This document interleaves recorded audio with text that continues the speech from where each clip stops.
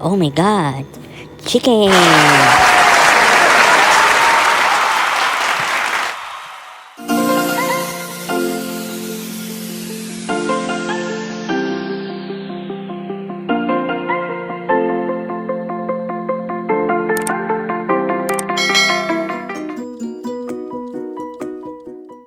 Hi! Hello! Welcome back to my channel!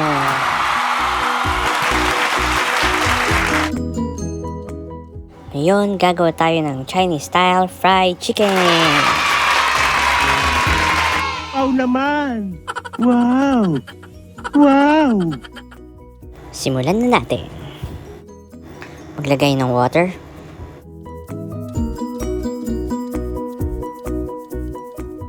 Isunod ang ginger. Followed by garlic. And onion. And again, ilagay ang star anise. Isunod ang brown sugar. Dark soy sauce. Haluin natin to at hintayin natin siyang mag-simmer or kumulo.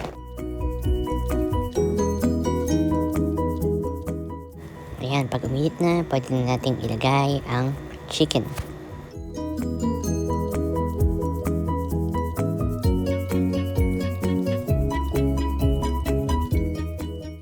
And lulutuin natin tong chicken dito sa ating ginawang poaching liquid. Parang i-infuse natin yung lasa sa chicken.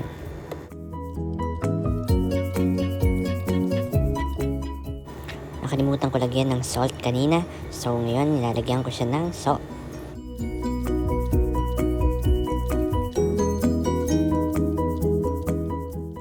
Ingat lang tayo sa pagbabaliktad sa chicken para hindi ito masira.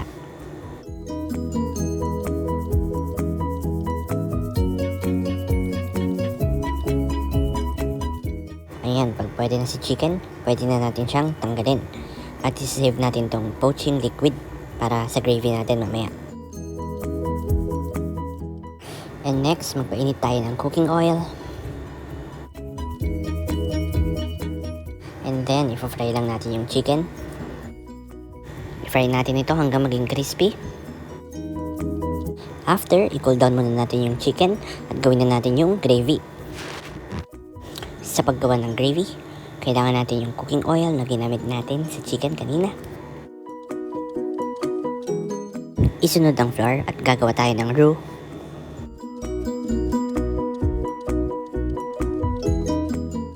At pagkatapos, ilagay na ang poaching liquid na pinagpakuluan natin sa chicken kanina.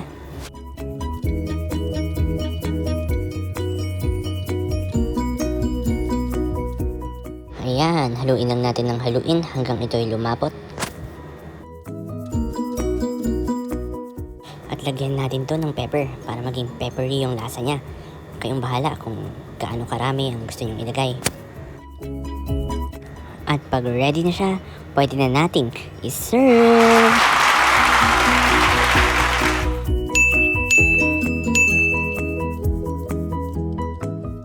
Ito na ang ating Chinese Pinoy style fried chicken!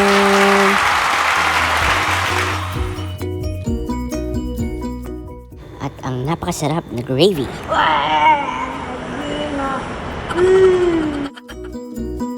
Diba? Ang dali-dali. Don't forget to hit like, comment, and subscribe. Thank you for watching. Bye!